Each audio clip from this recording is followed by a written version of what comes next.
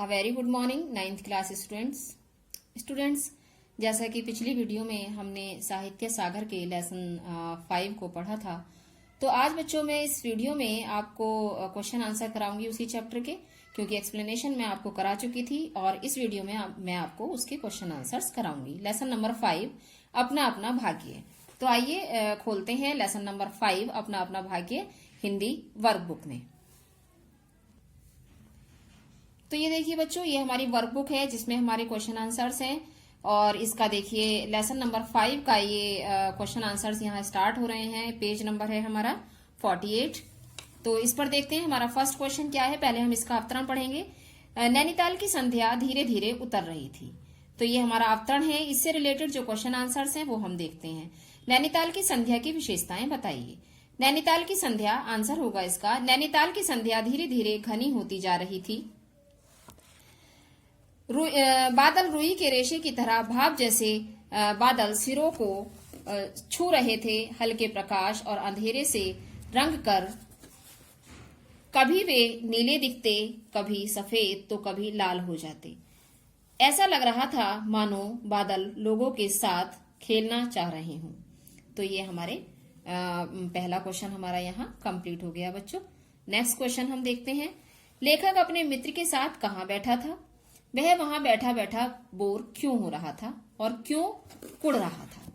तो ये देखिए, ये इसका आंसर है। लेखक अपने मित्र के साथ नैनीताल की सड़क के किनारे एक बेंच पर बैठा था। वह वहां बैठे बैठे बोर हो रहा था। इसलिए हो रहा था क्योंकि उसके दोस्त ने उसे जबरदस्ती हाथ पकड़कर वहां बैठा लिया था और वह वहां चुपचाप बैठा था। ठीक, अब इसके आगे देखते हैं। और चुपचाप बैठने की वजह से ही वह कुड़ रहा था। हो सकता है बच्चों आपकी जो मैंने ऑनलाइन क्लास में क्वेश्चन आंसर इसके कराए हैं, एक दो वर्ड चेंज हो गया हो, शब्द चेंज हो गया हो, तो डजंट मैटर, कोई ऐसी प्रॉब्लम नहीं है उसकी। ठीक है, तो नेक्स्ट क्वेश्चन है हमारा। लेखक के मित्र को अचानक क्या दिखाई पड़ा, उसका परिचय दीजिए। ठीक है, तो अब ये हम पढ़ते हैं। लेखक के मित्र को अचानक कोहरे की सफेदी में एक काली सी मूर्ति आती दिखाई पड़ी। पास आने पर दिखाई दिया कि वह एक पहाड़ी लड़का था, जिसके सिर पर बड़े बड़े बाल थे, नंगे पैर, नंगे सिर तथा उसके शरीर पर एक मैली सी कमीज पड़ी थी, जिससे प्रतीत हो रहा था कि वह अत्यंत गरीब बालक था। तो ये हमारा नेक्स्ट क्वेश्चन नंबर 3 कंप्लीट हो गया है। नेक्स्ट क्वेश्चन हम देखते हैं। जरा सी उम्र में उसकी मौत से पहचान कैसे हो गई थी? इसका आंसर होगा, जरा सी उम्र में उसकी मौत से पहचान इसलिए हो गई थी क्योंकि वह बहुत गरीब था। दुनिया की स्वार्थपरता और निर्दयता ने उसे इतनी छोटी सी उम्र में ही नेक्स्ट पेज पर मरने को मजबूर कर दिया था। तो अब हमारा इससे अगला क्वेश्चन अवतरण आता है हमारा, सेकंड अवतरण है। देखिए क्या है सेकंड अवतरण में कि बालक फिर आंखों से बोलकर मुंह खड़ा रहा, आंखें मानो बोलती थीं। यह भी कैसा मूर्ख प्रश्न है। ठीक है, इसको देखते हैं हम क्वेश्चन आंसर इसके। पहला क्वेश्चन है इसका, किस प्रश्न को सुनकर बालक मुंह खड़ा रहा, उसकी आंखों ने क्या कह दिया? तो ये देखिए, लेखक द्वारा यह प्रश्न पूछने पर कि कहाँ सोएगा, इन्हीं कपड़ों में बालक मुंह खड़ा रह गया। आंखें मानो कह रही हो कि कैसा मूर्खों वाला प्रश्न है। एक गरीब बच्चे से जो घर से 15 कोस दूर बिना माँ बाप के इस हालत में है, उससे कैसा अजीब प्रश्न पूछ रहे हैं। तो ये आपका फर्स्ट क्वेश्चन, इसका आंसर मैंने आपको लिखवाया। नेक्स्ट क्वेश्चन है, अपने परिवार के बारे में बालक ने क्या बताया?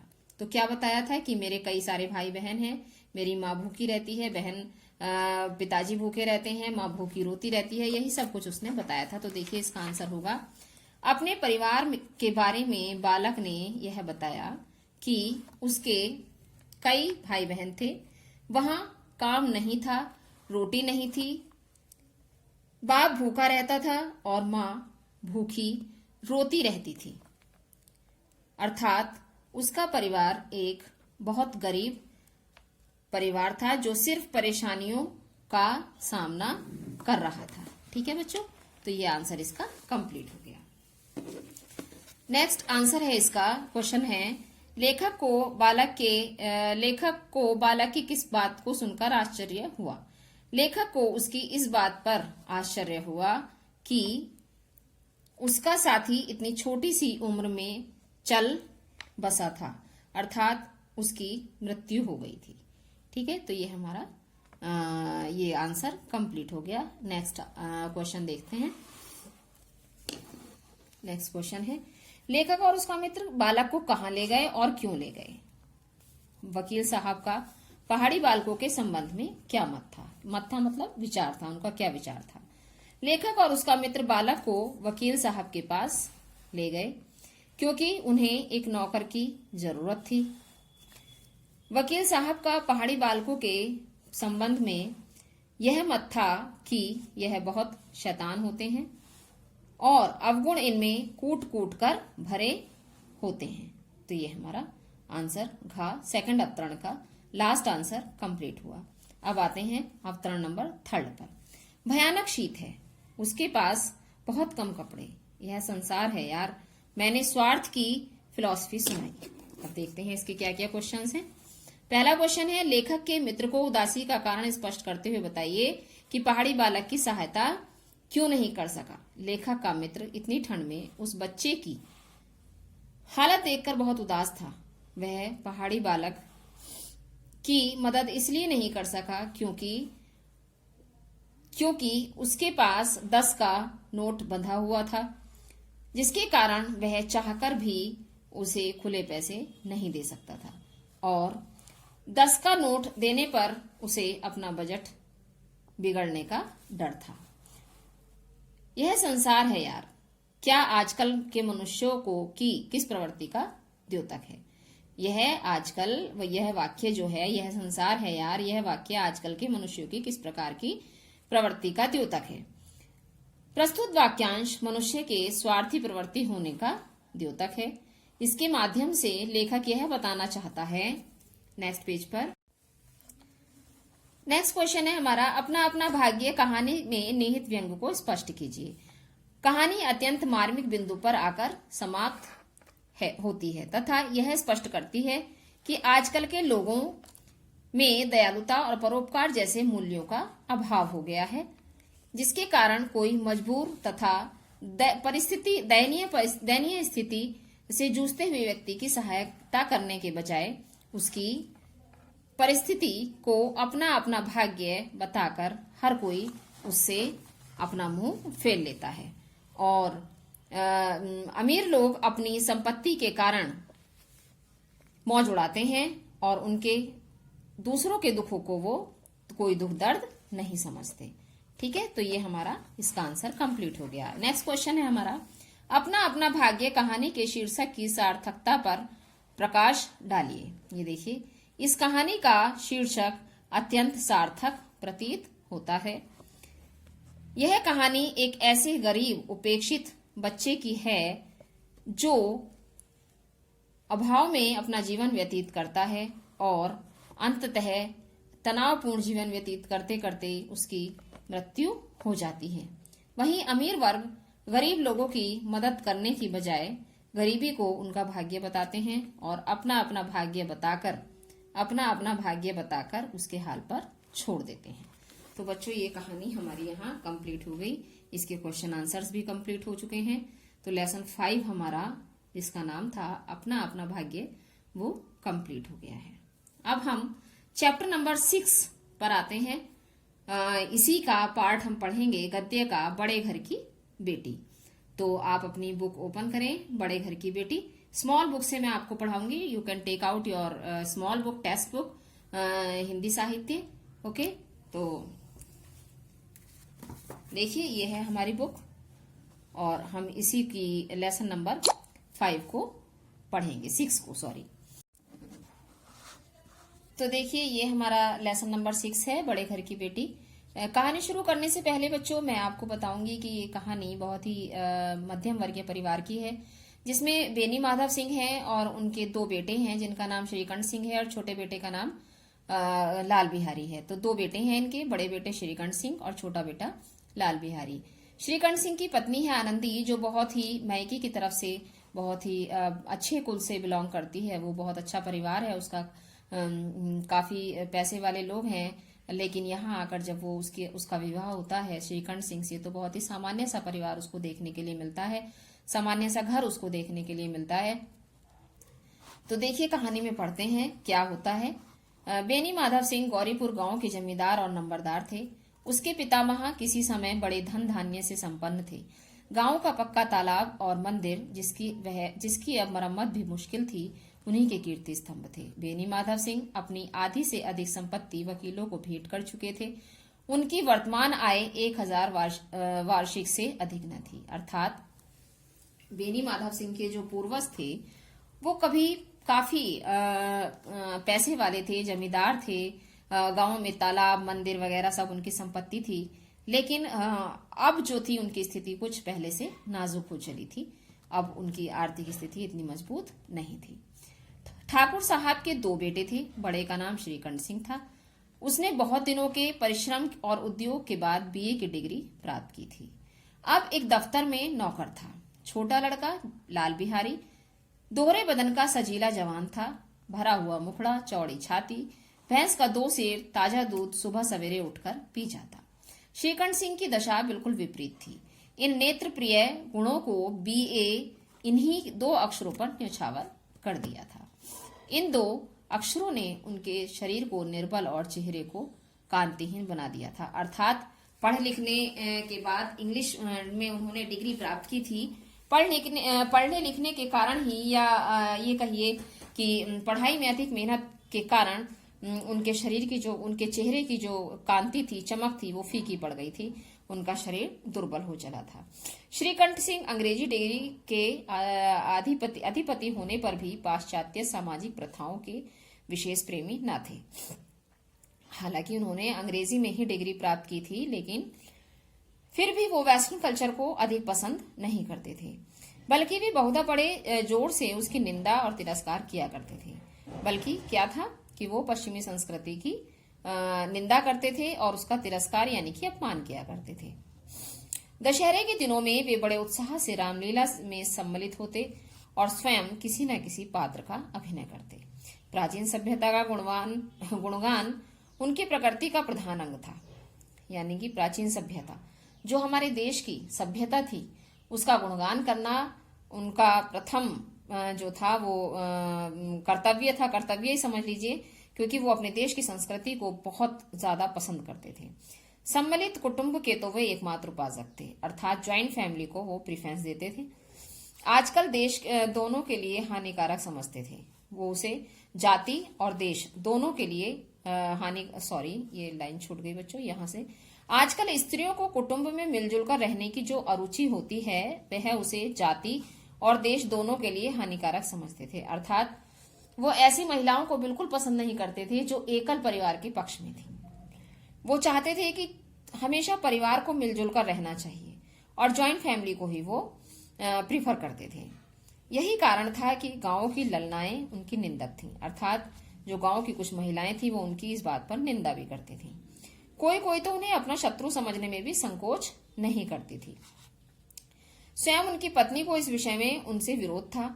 यह इसलिए नहीं कि उसे अपने सास ससुर देवर जेठ आदि उसका विचार था कि यदि कुछ सहने पर भी, सब कुछ सहने पर भी परिवार के साथ निर्वाह न हो, तो आए दिन की कलह से अच्छा है कि जीवन को नष्ट करने की अपेक्षा अपनी खिचड़ी अलग पकाई जाए। अर्थात उनकी पत्नी भी यही सोचती थी कि अगर सब कुछ सहने के बाद, सब कुछ निर्वाह करने के बाद भी अगर परिवार में हम नहीं रह पा रहे हैं, मिलजुल कर विचार नहीं मिल पा रहे हैं, तो इससे बेहतर है कि हमें अलग हो जाना चाहिए, ताकि परिवार का जो प्रेम है वो बना रहे। आनंदी भी ऐसा ही सोचती थी। आनंदी एक बड़े उच्च कुल की लड़की थी। उसके बाप एक छोटी सी रियासत के ताल्लुकेदार थे। ताल्लुकेदार में जमींदार। विशाल भवन, एक हाथी, 3 कुत्ते, झाड़ फन्नूस, ऑनरेरी मजिस्ट्रेटी और ऋण जो एक प्रतिष्ठित ताल्लुकेदार के योग्य पदार्थ हैं, सभी यहाँ विद्यमान थे। नाम था और ऋण मीन्स जो सब कुछ एक अच्छे परिवार में होना चाहिए था, स्टैंडर्ड होना चाहिए था, वो सभी उसके यहाँ मौजूद था। उनका नाम था भूप सिंह। किनका? जो आनंदी के पिता थे। बड़े उदार चित्त और प्रतिभाशाली पुरुष थे, पर दुर्भाग्य से लड़का एक भी न था। आनंदी चौथी लड़की थी। वह अपनी सब बहनों से अधिक रूपवती और गुणवती थी, अर्थात 4 बहनें थीं वो। ये आनंदी जो है वो सबसे छोटी थी। इससे ठाकुर भूप सिंह उसे बहुत प्यार करते थे। सुंदर संतान को कदाचित उसके माता पिता भी अधिक चाहते हैं। ठाकुर साहब बड़े धर्म संकट में थे कि आनंदी का विवाह कहाँ करें। न तो यही चाहते थे कि कोई ऋण का बोझ बढ़े और न ही यह स्वीकार था कि उसे अपने को भाग्यहीन समझना पड़े। एक दिन श्रीकंठ सिंह उनके पास किसी चंदे का रुपया मांगने आए। भूप सिंह उनके स्वभाव पर रीझ गए और धूमधाम से श्रीकंठ सिंह को आनंदी के साथ विवाह कर दिया। अर्थात श्रीकंठ सिंह उनको पसंद आ गए और भूप सिंह जी ने अपनी बेटी आनंदी का विवाह श्रीकंठ सिंह के साथ कर दिया। अब क्या हुआ आगे देखिए कि आनंदी अपने नए घर में आई तो यहाँ रंग ढंग कुछ और देखा।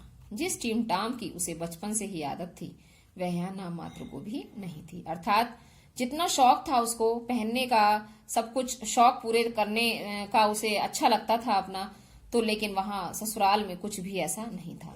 हाथी घोड़ों का कहना ही क्या, कोई सजी हुई सुंदर पहली तक न थी, यानी कि कोई बाग बगीचा कुछ भी वहां नहीं था। रेशमी स्लीपर साथ लाई थी, पर यहाँ बाग कहाँ जहां वह सैर करती। वह अपने घर से अपने रेशम के स्लीपर लेकर आई थी, जिससे वहां सैर करते समय पहनेगी, लेकिन वहां ना तो कोई बाग था ना बगीचा था जिसे पहनकर वो सैर करती। मकान में खिड़कियां तक न थी, न जमीन पर फर्श, न दीवार पर तस्वीरें। वह एक सीधा साधा देहाती ग्रस्त का मकान था, किंतु आनंदी ने थोड़े दिनों में ही अपने आप को इस परिस्थिति से ऐसा अनुकूल बना लिया जैसे उसने विलास के सामान कभी देखे ही ना हो। अर्थात कुछ ही दिनों में आनंदी जो है वो उसी रंग ढंग में रंग गई और उसे वो भूल गई कि कभी उसने इतने शौक अपने पूरे किए थे या उसके घर पर हर चीज की ऐशो आराम थी, वो सब कुछ भूल गई थी और अपने परिवार में ही रम गई थी। अपने परिवार को ही उसने अपना जीवन बना लिया था। एक दिन दोपहर के समय लाल बिहारी सिंह 2 चिड़िया लिए हुए आया। लाल बिहारी आनंदी का देवर, और भावज से बोला, भावज यानी कि अपनी भाभी से, जल्दी से पका दो, मुझे भूख लगी है। आनंदी भोजन बनाकर उसकी राह देख रही थी। अब वह नया व्यंजन बनाने बैठी। हांडी में देखा तो घी पाव भर से अधिक न था। पाव भर यानी कि 250 ग्राम। अब उसने तो खाना वह बना चुकी थी। अब खाना बनाकर वो तो उसका रास्ता देख रही थी कि कब आए लाल बिहारी और कब खाना खाए, लेकिन उसने क्या किया, वो 2 चिड़िया लेके आया और अपनी भाभी से बोला पका दो इसे। अब पकाने वो जैसे ही बैठी तो उसने देखा कि घी जो था वो हांडी में, पहले हंडियों में घी रखते थे बच्चों, तो हांडी में घी जो था वो कम था। 1 पाव घी लगभग था 250 ग्राम के। बड़े घर की बेटी किफायत क्या जाने, उसने सब घी मांस में डाल दिया। अब वो छोटी मोटे सामान को तो वो कुछ समझती ही नहीं थी, उसने वो सारा घी उसमें डाल दिया। लाल बिहारी खाने बैठा तो दाल में घी न था। बोला दाल में घी क्यों नहीं छोड़ा। अब उसे दाल दी तो दाल में भी घी चाहिए था। उसने तो जबकि सारा घी वो उसको पकाने के लिए डाल दिया था। किसको? वो जो चिड़िया लेकर आया था। आनंदी ने कहा घी सब मांस में पड़ गया। लाल बिहारी जोर से बोला, अभी परसों घी आया है, इतनी जल्दी उठ गया। आनंदी ने उत्तर दिया, आज तो कुछ पाव भर रहा होगा, वह सब मैंने मांस में डाल दिया। जिस तरह सूखी लकड़ी जल्दी से जल उठती है, उसी तरह क्षुधा से बावला मनुष्य जरा जरा सी बात पर भी तिनक जाता है। अर्थात क्षुधा मीन्स भूख। जिस प्रकार सूखी लकड़ी, अर्थात सूखी लकड़ी को अगर हम आग में लगाएं तो वो बहुत जल्दी से जल उठती है, उसी प्रकार क्षुधा से पीड़ित यानी कि भूख से पीड़ित मनुष्य भी बहुत जल्दी गुस्सा आ जाता है उसे। लाल बिहारी को भावज की यह ढिठाई बहुत बुरी मालूम हुई। तिनक कर बोला, मैके में तो जैसे घी की नदी बहती हो। वो तुरंत उसके मैके पर पहुंच गया। अब आनंदी को ये बात बर्दाश्त नहीं हुई। स्त्री गालियां सह लेती है, मार भी सह लेती है, पर उससे मैके की निंदा सहन नहीं होती। आनंदी मुंह फेर कर बोली, हाथी मरा भी तो 9 लाख का। हाथी मरा भी तो 9 लाख का, यानी कि मरा हुआ हाथी भी बहुत महंगा होता है। वहां इतना घी तो नित्य नाई कहार खा लेते हैं। अब आनंदी भी कब तक चुप रहती। आनंदी ने भी बोल दिया कि जितना घी तुम्हारा ये सब मैंने मांस में डाला, इतना तो वहां पर हमारे नौकर चाकर रोज खा लेते हैं। लाल बिहारी जल गया, थाली उठाकर पटक दी और बोला, जी चाहता है जीभ खींच लूं। उसे गुस्सा आ गया। वो इस तरह से अपनी भाभी से बात की उसने। आनंदी को भी क्रोध आ गया, मुंह लाल हो उठा। बोली, वे होते तो आज इसका मजा चखा देते। अब अनपढ़ उज्जट लाल बिहारी से रहा ना गया। खड़ा उठाकर आनंदी की होड़ जोर से फेंकी और बोला, जिसके गुमान पर फूली हो उसे भी देखूंगा और तुम्हें भी। अर्थात खड़ाऊं, यानी कि खड़ाऊं बच्चों पहले लकड़ी की छप्पर होती थी, लकड़ी की होती थी खड़ाऊं। उसमें केवल एक खूंटी की तरह, बस जहां से अंगूठा पकड़ते हैं वहां पकड़ने की जगह होती थी, खूंटी टाइप। बाकी पूरी वो उस पर कुछ नहीं होता था। तो वो उसने उठाकर आनंदी को दे मारी और कहा कि तुम्हें भी देख लूंगा और भाई को भी। आनंदी ने हाथ से खड़ाऊं रोकी। सिर बच गया, पर उंगली में काफी चोट आई। क्रोध के मारे हवा से हिलते हुए पत्ते की भांति कांपती हुई अपने कमरे में आकर खड़ी हो गई। अर्थात क्रोध से वो पागल हो गई और अपने कमरे में जाकर लेट गई। स्त्री को पति के बल और पुरुषत्व का घमंड होता है। आनंदी खून का घूंट पीकर रह गई। उसे, क्योंकि श्रीकंठ सिंह उस समय वहां नहीं थे, वो बाहर गए हुए थे, तो वो इंतजार करने लगी कि जब वो आएंगे तभी सारी घटना उन्हें सुनाऊंगी। श्रीकंठ सिंह शनिवार को घर आया करते थे। बृहस्पतिवार को यह घटना घटी थी। 2 दिन तक आनंदी कोप भवन में रही, न कुछ खाया न पिया, बस श्रीकंठ की बाट देखती रही। बाट मीन्स इंतजार। अंत में शनिवार को वे नियमानुसार संध्या समय पर आए और बाहर बैठकर कुछ इधर उधर की बातें, कुछ देश काल संबंधी समाचार तथा कुछ नए मुकदमे आदि की चर्चा करने लगे। यह वार्तालाप 10 बजे रात तक होती रही, यानी कि सारी बातें वो रात को 10 बजे तक करते रहे जिस दिन वो आए थे। गांव के भद्र पुरुषों को इन बातों में ऐसा आनंद मिलता था कि खाने पीने की सुध न रहती थी। श्रीकंठ सिंह को पिंड छुड़ाना मुश्किल हो जाता।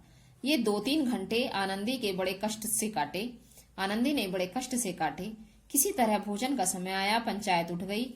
एकांत हुआ तो लाल बिहारी से कहा, भैया आप जरा भाभी को समझा दीजिएगा कि मुंह संभाल कर बातचीत किया करें, नहीं तो एक दिन अनर्थ हो जाएगा। बेनी माधव सिंह ने अपने बेटे की ओर से साक्षी दी, यानी कि उसका फेवर किया। हाँ, बहू बेटियों का यह स्वभाव अच्छा नहीं कि मर्दों के मुंह लगे। अर्थात उन्होंने आनंदी की ही गलती बताई कि जो है ये आनंदी की ही गलती है, वो मर्दों के मुंह, यानी कि जेंट्स के मुंह नहीं लगना चाहिए। जबकि गलती किसकी थी? लाल बिहारी की, क्योंकि बड़ों का सम्मान करना चाहिए और भाभी जो है वो माँ के समान होती है, उसे भाभी से अपनी ऐसे बात नहीं करनी चाहिए थी। लाल बिहारी बोला, वे बड़े घर की बेटी हैं तो हम भी कोई कुर्मी कुहार नहीं है। श्रीकंठ सिंह ने चिंतित स्वर से पूछा, आखिर बात क्या हुई? क्योंकि श्रीकंठ सिंह को कोई बात नहीं मालूम थी। लाल बिहारी ने कहा, कुछ भी नहीं, यूं ही आप उलझ पड़ी। मैके के सामने हम लोगों को कुछ नहीं समझते। श्रीकंठ सिंह खा पीकर आनंदी के पास गए। वह भरी बैठी थी, यानी कि वो गुस्से में भरी हुई थी। ये हजरत भी कुछ तीखे थे। आनंदी ने पूछा, चित्त तो प्रसन्न है? श्रीकंठ सिंह बोले, बहुत प्रसन्न है, पर तुमने आजकल घर में क्या उपद्रव मचा रखा है? आनंदी की त्योरी चढ़ गई, यानी कि उसे गुस्सा और ज्यादा गुस्सा आ गया। झुंझलाहट के मारे बदन में ज्वाला सी दहक उठी। बोली, जिसने तुमसे यह आग लगाई है उसे पाऊं तो मुंह झुलस दूं, यानी कि अगर वो मुझे मिल जाए तो मैं उसका मुंह झुलस दूं। इतनी गर्म क्यों होती हो? बात तो कहो। श्रीकंठ सिंह ने उससे पूछा। क्या कहूं? यह मेरे भाग्य का फेर है, नहीं तो एक गंवार छोकरा जिसको चपरासीगिरी करने का भी शऊर नहीं, मुझे खड़ाऊं से मारकर यूं करता। अब हाल साफ साफ कहो तो मालूम हो, मुझे तो कुछ भी नहीं पता। परसों तुम्हारे लाडले भाई ने मुझसे मांस पकाने को कहा। घी हांडी में पाव भर से अधिक न था। वह सब मैंने मांस में डाल दिया। अब खाने बैठा तो कहने लगा, दाल में घी क्यों नहीं है? बस इसी पर वह मेरे मैके को भला बुरा कहने लगा। तो बच्चों, ये कहानी हम यहीं तक पढ़ेंगे क्योंकि ये थोड़ी अभी लेंदी है। नेक्स्ट वीडियो में हम इस कहानी को कंप्लीट करेंगे और इस कहानी के हम क्वेश्चन आंसर्स नेक्स्ट कहानी में ही, नेक्स्ट वीडियो में ही करेंगे। ठीक है, तो ये कहानी चूंकि लंबी है थोड़ी, इसीलिए मैं आपको अभी ये कंप्लीट नहीं कराऊंगी। पेज नंबर 35 तक ये हमारी कंप्लीट हो गई यहाँ, और नेक्स्ट वीडियो में हम इसको कंप्लीट करेंगे। तब तक के लिए थैंक यू वेरी मच।